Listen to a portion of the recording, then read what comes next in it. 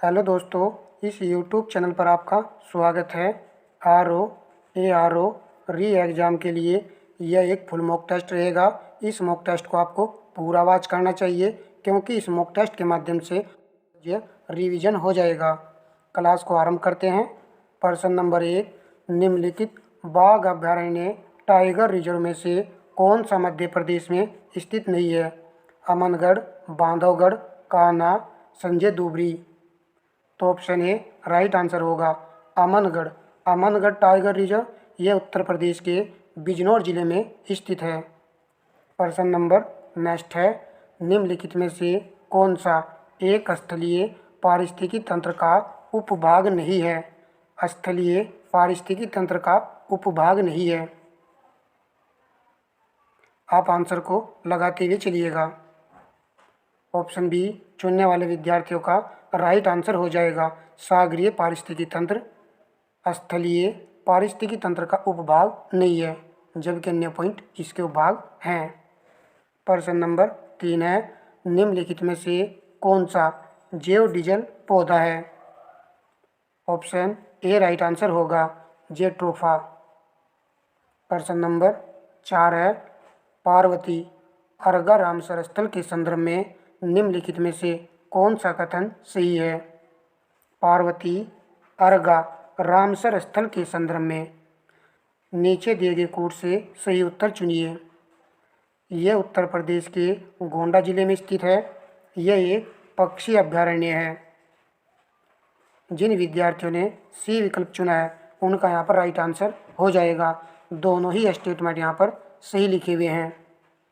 प्रश्न number next है, India state of forest report 2021 के अनुसार कितने राज्यों या केंद्र शासित प्रदेशों में उनके भौगोलिक क्षेत्रफल का 33% से अधिक क्षेत्रफल वन आच्छादित है? ऑप्शन सी राइट आंसर होगा 17। प्रश्न नंबर 6 लगाइए, भारत सरकार ने protection of plant varieties and farmers right अधिनियम निम्नलिखित में से किस वर्ष में पारित किया गया?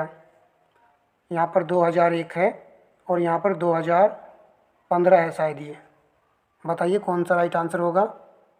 ऑप्शन ए राइट आंसर है 2001। प्रश्न नंबर 7 है, घटते उत्पादकता के क्रम में अधोलिखित में से कौन सा पारितंत्र क्रम का सही है?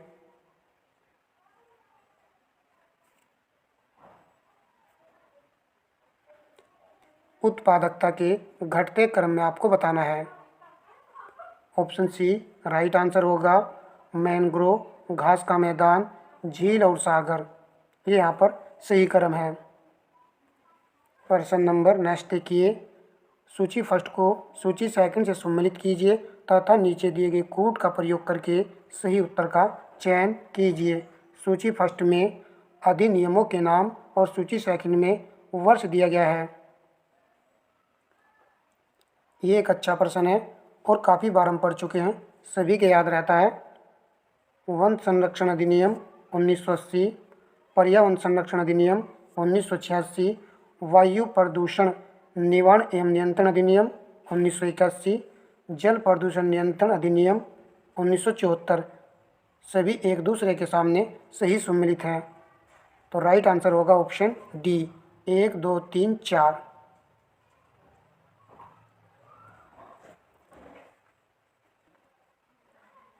प्रश्न नंबर 9 है, निम्नलिखित में से कौन सही सम्मिलित नहीं है?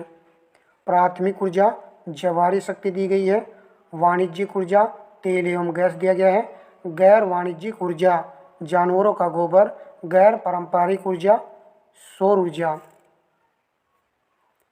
तो ऑप्शन ए चुनने वाले विद्यार्थियों का सही आंसर हो जाएगा प्राथमिक ऊर्जा जवाहरी शक्ति के अंतर्गत नहीं आएगा, जबकि अन्य पॉइंटों को आप नोट कर सकते हो, काफ़ी अच्छे पॉइंट हैं। प्रश्न नंबर नेक्स्ट है, वैश्विक जलवायु जोखिम सूचकांक किस संगठन द्वारा प्रकाशित किया जाता है? ऑप्शन बी राइट आंसर होगा जर्मन वॉच के द्वारा। इस सूचकांक को प्रकाशित किया जाता है। प्रश्न नंबर नेक्स्ट है, सूची फर्स्ट का मिलान सूची सेकंड से करना है। ध्यान से देख लीजिए सूची फर्स्ट और सेकंड को। नदी और उनके प्राचीन नाम यहाँ पर दिए गए हैं। हमने ये प्रश्न आपको करा भी रखा है। कुंभा के लिए आएगा काबुल, एकाटू, पुरुषनी, रावी नदी, तो 3। सादा नीरा के लिए गंडक, ये इम्पोर्टेंट है, इसको जरूर याद रखना है। और सुदूतरी सतलज, तो आंसर हो जाएगा 2, 3, 1, 4। ऑप्शन बी राइट आंसर है। प्रश्न नंबर 12 है, निम्नलिखित देवी देवताओं में से किसे देवताओं का पुरोहित माना जाता है?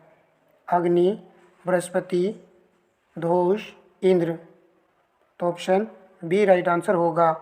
बृहस्पति को देवताओं का पुरोहित माना जाता है, इम्पोर्टेंट है। प्रश्न नंबर 13 है, ऋग्वैदिक काल में निषद किस अंग का आभूषण था? तो ऑप्शन बी राइट आंसर होगा। गला का ये एक आभूषण था।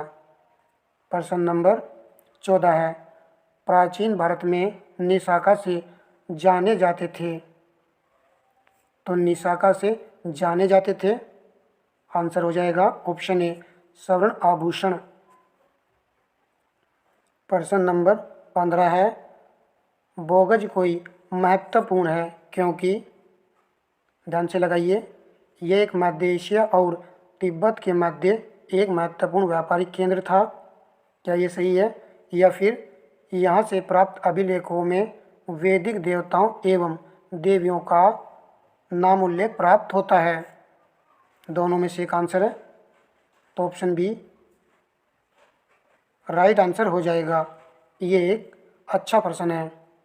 प्रश्न नंबर 16 है, अशोका राम मठ निम्नलिखित में से किस स्थान पर स्थित है? अशोका राम मठ किस स्थान पर स्थित है? ऑप्शन बी राइट आंसर होगा, पाटलिपुत्र। ये भी इम्पोर्टेंट क्वेश्चन है। जो प्रश्न नहीं आता है तो आप उसको नोट अवश्य कीजिएगा, बाकी तो आप एक अच्छा स्कोर कर ही रहे हो।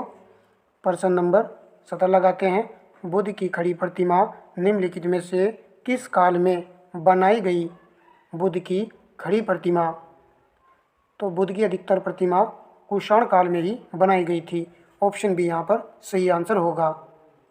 प्रश्न नंबर 18 है, किस दक्षिण भारतीय राज्य में उत्कृष्ट ग्राम प्रशासन था? तो ऑप्शन सी राइट आंसर होगा, चोल प्रशासन में ग्राम जो शासन था वो उच्चतम था। प्रश्न नंबर 19 है, 72 व्यापारी चीन में किसके कार्यकाल में भेजे गए थे? तो उस समय किसका कार्यकाल था? ऑप्शन ए राइट आंसर होगा, कुलोंगतुंग फर्स्ट का उस समय शासन था। प्रश्न नंबर नेक्स्ट है, सूची फर्स्ट का मिलान सूची सेकंड से करना है और सूचियों के नीचे दिए गए कोड से सही उत्तर चुनिए। सूची फर्स्ट में देखिए, अमीर खुसरो, ये किसके दरबार संबंधित थे? शायद नीचे यहाँ पर दिया होगा। अमीर खुसरो, अलाउद्दीन खिलजी, कालिदास, चंद्रगुप्त द्वितीय, हरिशेन, समुद्रगुप्त और आपका बाणभट्ट हर्षवर्धन। तो आप आंसर देख लीजिए क्या आएगा। अब आप आंसर देख लीजिए, तो आंसर बन जाएगा इस प्रश्न का ऑप्शन बी 4, 1, 2, 3। और हाँ दोस्तों, वीडियो को लाइक शेयर अवश्य कीजिएगा। कुछ विद्यार्थी लाइक करने में भी कंजूसी बरतते हैं, तो आप सभी से रिक्वेस्ट है कि वीडियो को लाइक शेयर अवश्य किया कीजिए भाई। प्रश्न नंबर 21, दिल्ली का प्रथम मुस्लिम शासक कौन था? दिल्ली का प्रथम मुस्लिम शासक कौन था? ऑप्शन ए राइट आंसर होगा, कुतुबुद्दीन ऐबक। प्रश्न नंबर 22 है, नीचे दो वक्तव्य दिए गए हैं, एक को अभिकथन और दूसरे को कारण आर कहा गया है। कथन ए, बलवन ने अपने शासन को शक्तिशाली बनाया और सारी सत्ता अपने हाथ में केंद्रित कर ली। कारण, वह उत्तर पश्चिम सीमा को मंगोल आक्रमण से सुरक्षित करना चाहता था।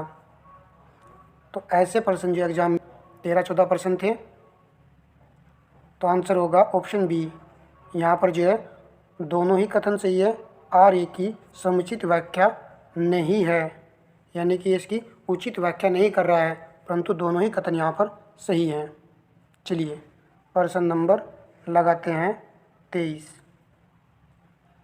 निम्नलिखित सुल्तानों में से किसने गढ़मुक्तेश्वर की मस्जिद की दीवारों पर अपने शिलालेख में स्वयं को खलीफा का सहायक कहा?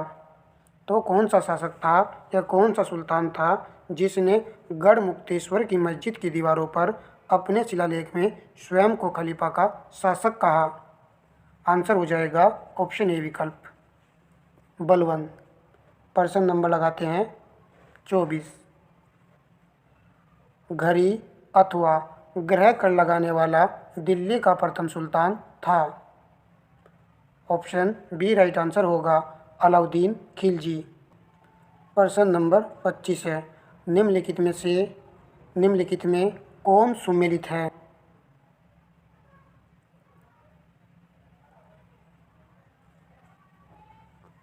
ऑप्शन सी राइट आंसर होगा द्वैतवाद के मध्वाचार्य। ये यहाँ पर बिल्कुल सही लिखा हुआ है और ये सभी पॉइंट हम सभी जानते भी हैं। अद्वैतवाद के शंकराचार्य हैं और विशिष्टा द्वैतवाद के रामानुचार्य हैं। चलिए सभी जानते हैं करीबन करीबन। प्रश्न नंबर 26 लगाते हैं, निम्नलिखित घटनाओं पर विचार कीजिए तथा उन्हें काल क्रम अनुसार व्यवस्थित करें। मोहम्मद तुगलक द्वारा राजधानी का हस्तांतरण कब किया गया था? तो ये किस सन में किया गया था, ये आपको बताना है। अफगानपुर षड्यंत्र, जलालुद्दीन खिलजी की हत्या, तराइन का द्वितीय युद्ध। तराइन का द्वितीय युद्ध हम सभी जानते हैं, ये हुआ था 1192 ईस्वी में। उसके बाद में अब पहला पॉइंट देखिए, मोहम्मद तुगलक द्वारा राजधानी का हस्तांतरण किया गया था 1327 में। तो मोहम्मद तुगलक ने दिल्ली से राजधानी को हस्तांतरित किया था दौलताबाद। तो सन याद कर लीजिए 1327 में। अफगानपुर षड्यंत्र ये था 1325 ईस्वी में, 1325 में। और जलालुद्दीन खिलजी की हत्या हुई थी जुलाई 1296 में, 1296 ईस्वी में इनकी हत्या हुई थी। तो इस प्रकार यहाँ पर हमको इनका क्रम लगाना है। तो सबसे पहले यहाँ पर आएगा 1192 वाला पॉइंट। तो 4 नंबर ऑप्शन ए में पहले है, यही राइट आंसर हो जाएगा। 4 3 2 1। तो ये प्रश्न जो आया है इसको आप मोस्ट इम्पोर्टेंट कहिएगा, ऐसे प्रश्न ही एग्जाम में आते हैं। तो अच्छे से भाई कवर कर लीजिएगा इस प्रश्न को। प्रश्न नंबर लगाते हैं 27। मिलान संबंधी प्रश्न है, तो सूची फर्स्ट का मिलान सूची सेकंड से हमको करना है। सूची फर्स्ट में विद्रोह दिए गए हैं, सूची सेकंड में इनके सन यहाँ पर मेंशन किए गए हैं। अब आप यहाँ पर देखिए, जो पॉइंट आपसे आता है पहले उसी को चेक कीजिएगा एग्जाम में भी। अब संथाल विद्रोह ये हम सभी जानते हैं कब हुआ था, 1855 से 56 में, यानी सी का 3 है और सी का 3 ऑप्शन ए में है और ऑप्शन डी में है। अब आइए आप और किसी विद्रोह पर, हमने कई साइट में आपको बताया था कि वेलोर विद्रोह, किसको जरूर याद कीजिएगा, जुलाई 1806। तो डी का 1 है। तो इस प्रकार डी का 1 हो चुका है, तो ऑप्शन ए यहाँ पर राइट आंसर हो जाएगा। अब बचा है आपके पास बैरकपुर विद्रोह, ये नवंबर 1824 में हुआ था। उसके बाद बहरामपुर विद्रोह, ये हुआ था फरवरी 1857 में। तो 2 जो नए आए हैं, जो नए विद्यार्थी जानते हो इनको भी नोट करके याद कर लीजिएगा। चलिए प्रश्न नंबर लगाएंगे 28। निम्नलिखित में से कौन सा सही सुमेलित नहीं है? मुंडा विद्रोह बिरसा और संताल विद्रोह कान्हू, अहोम गोमधर कुंवर, नायक ताना भगत। तो आंसर होगा डी, ये यहाँ पर सही सुमेलित नहीं है। प्रश्न नंबर लगाइए आप 29। निम्नलिखित में से किसे पेरिस की रॉयल एशियाटिक सोसाइटी की सदस्यता प्रदान की गई थी? ऑप्शन बी राइट आंसर होगा माइकल मधुसूदन दत्ता को। इनको पेरिस की रॉयल एशियाटिक सोसाइटी की सदस्यता प्रदान की गई थी। प्रश्न नंबर 30 है, निम्नलिखित में से किसने कालिदास की प्रसिद्ध रचना अभिज्ञान शाकुंतलम का पहली बार अंग्रेजी में अनुवाद किया था?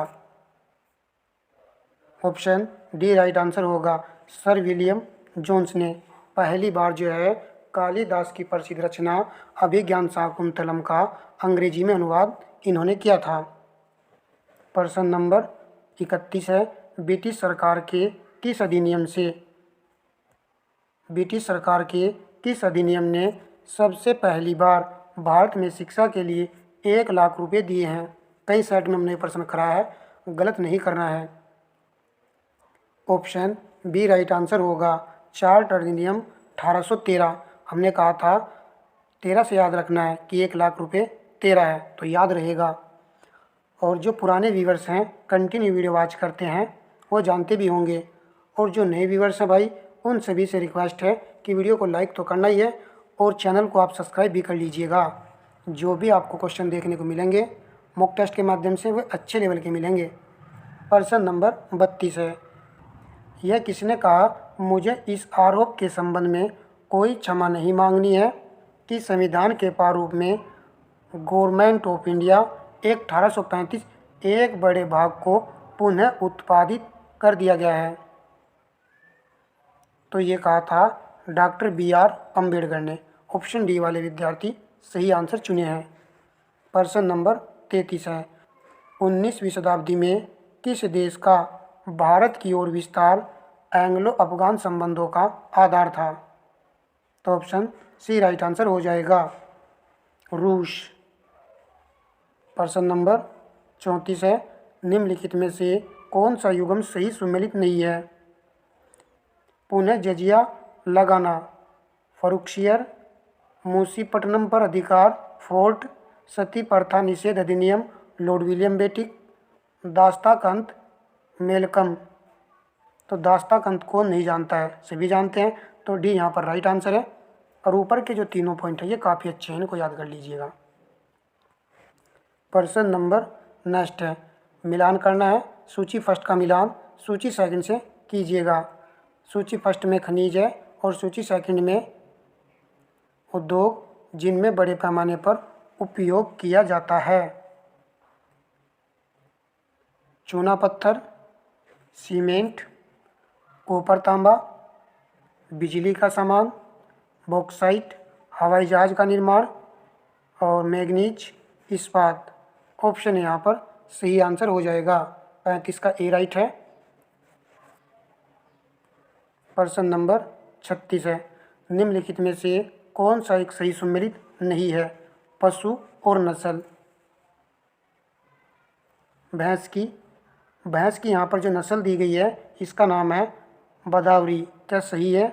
गाय की सिंधी दी गई है, बकरी की जुमनापारी और भेड़ की थारपारकर दी गई है। ये क्वेश्चन भी रिपीट हुआ है, आप आंसर लगाइएगा। तो जिन्होंने डी चुना उनका राइट है। थारपारकर भेड़ की नस्ल नहीं है, यह भी गाय की ही नस्ल है। चलिए और याद कर लीजिएगा, भैंस, बदावरी। प्रश्न नंबर 37 है, निम्नलिखित में से कौन सी नदी उत्तर प्रदेश राज्य से प्रभावित नहीं होती है? सोन नदी, हिंडन नदी, गंडक नदी, शारदा नहर। तो ऑप्शन सी राइट आंसर है गंडक नदी। प्रश्न नंबर 38 है, निम्नलिखित में से उत्तर प्रदेश का कौन सा जनपद नेपाल के साथ सीमा साझा नहीं करता है? तो ऑप्शन सी राइट आंसर होगा कुशीनगर।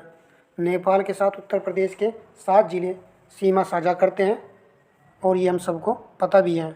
चलिए प्रश्न नंबर 39 है, इंडोनेशिया निम्नलिखित में से किस देश के साथ भूमि साझा नहीं करता है? इंडोनेशिया। तो ऑप्शन ए राइट आंसर होगा।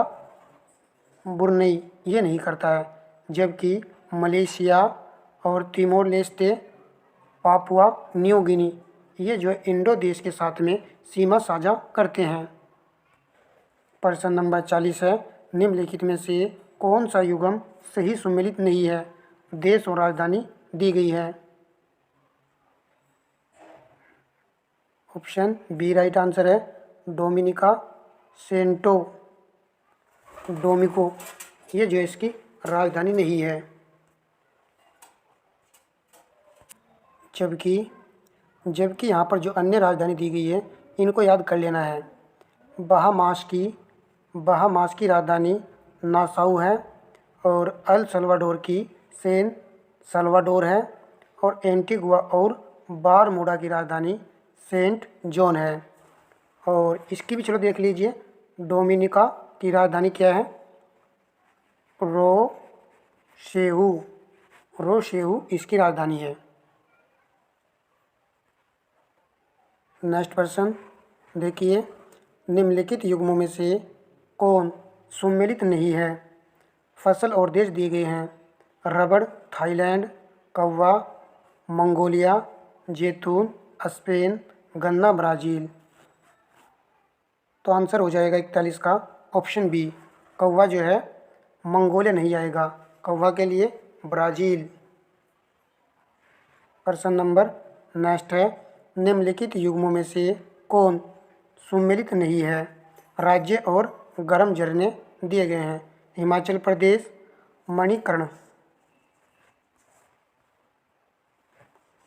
ओडिशा तप्तापानी, महाराष्ट्र ब्रजेश्वरी, गुजरात नारायणी। तो आंसर चुन लीजिए आप। डी यहाँ पर राइट आंसर होगा। गुजरात नारायणी दिया गया है। नारायणी गर्म झरना किस राज्य में है ये? तो ये आपका है राजस्थान राज्य में। प्रश्न नंबर लगाइए आप 43। तमरिया जनजाति भारत के निम्नलिखित में से किस राज्य में पाई जाती है? तमरिया जनजाति ऑप्शन सी राइट आंसर है। झारखंड राज्य में निवास करती है तमरिया जनजाति। प्रश्न नंबर 44 है, निम्नलिखित में से कौन भारत की सबसे बड़ी मीठे पानी की झील है? तो मीठे पानी की सबसे बड़ी झील है उलर झील। ऑप्शन बी राइट आंसर होगा। प्रश्न नंबर 45 है, निम्नलिखित में से कौन सा कोयला आधारित बिजली संयंत्र उत्तर प्रदेश में स्थित है? यह भी एक इम्पोर्टेंट प्रश्न है और रिपीटेड प्रश्न है। बी राइट आंसर होगा। 2 और 3 दादरी और सिंगरौली ये दोनों ही उत्तर प्रदेश में कोयला आधारित बिजली संयंत्र है। जबकि आप इसको जानते भी होंगे और हमने बताया भी आपको, डारलीपाली ये बिजली आधारित है और कोयला आधारित बिजली संयंत्र ही है, परंतु ये उड़ीसा राज्य में है और विंध्याचल तो आप जानते ही हो। प्रश्न नंबर लगाइए आप 46। निम्नलिखित में से कौन से देश बाल्टिक सागर के तट पर स्थित नहीं है? बाल्टिक सागर के तट पर स्थित नहीं है। 46 का आंसर होगा ऑप्शन डी, स्वीडन और नॉर्वे। और जो हैं उनको याद कर लीजिए। यहाँ पर आपका लाटविया और रूस भी है, लाटविया और पोलैंड भी है, स्वीडन और रूस भी है, परंतु नॉर्वे नहीं है। प्रश्न नंबर 47। गंगा नदी उत्तर प्रदेश में किस जनपद में प्रवेश करती है? तो बी राइट आंसर है, बिजनौर जिले में। प्रश्न नंबर 48 है, निम्नलिखित में से कौन एक सही सुमेलित नहीं है? संस्थान और अवस्थिति दी गई है। राष्ट्रीय जैविक खेती केंद्र गाजियाबाद सही है। भारतीय दलहन अनुसंधान संस्थान कानपुर ये भी सही है। भारतीय सब्जी अनुसंधान संस्थान गोरखपुर दिया गया है, ये गलत है। कहाँ पर है ये? वाराणसी में है। और भारतीय गन्ना अनुसंधान संस्थान लखनऊ में है। तो सी राइट आंसर था। देखिए ये रिवीजन वाली क्लास ही है और एक अच्छा भी मॉक टेस्ट है जिसमें आपका स्कोर भी काफ़ी अच्छा चल रहा होगा। इस तरह का मॉक टेस्ट भी भाई लगाना चाहिए। प्रश्न नंबर 49 है, यूरोप में राइन नदी के संदर्भ में निम्नलिखित में से कौन सा कथन सही है? राइन नदी यूरोप की 12वीं सबसे लंबी नदी है और पश्चिमी और मध्य यूरोप की सबसे लंबी नदी है। रॉटरडैम का बंदरगाह राइन नदी के मुहाने पर स्थित है। सी चुनने वालों का राइट आंसर होगा, दोनों ही यहाँ पर कथन सही हैं। प्रश्न नंबर लगाते हैं 50, निम्नलिखित में से कौन सा रामसर स्थल उत्तर प्रदेश में स्थित नहीं है? तो उत्तर प्रदेश में रामसर स्थलों की संख्या 10 है, तो कौन सा यहाँ पर स्थित नहीं है उत्तर प्रदेश में? डी राइट आंसर होगा। सुरिनसर, मानसर झील, ये उत्तर प्रदेश में नहीं है। चलिए प्रश्न नंबर 51 लगा दीजिए। विश्व ओजोन दिवस कब मनाया जाता है? 16 सितंबर को। प्रश्न नंबर 52 है, मिलान संबंधी प्रश्न है। सूची फर्स्ट का मिलान सूची सेकंड से करना है। खनिज अन्वेषण अभिकरण और मुख्यालय यहाँ पर दिए गए हैं।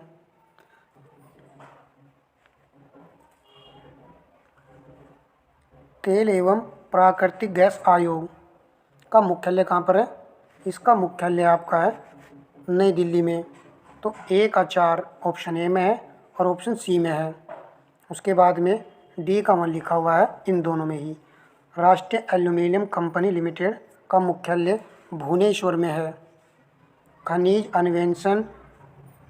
अन्वेषण निगम लिमिटेड, ये आपका है नागपुर में। बी का 3 है और बी का 3 ऑप्शन सी में है। आंसर हो जाएगा ऑप्शन सी विकल्प।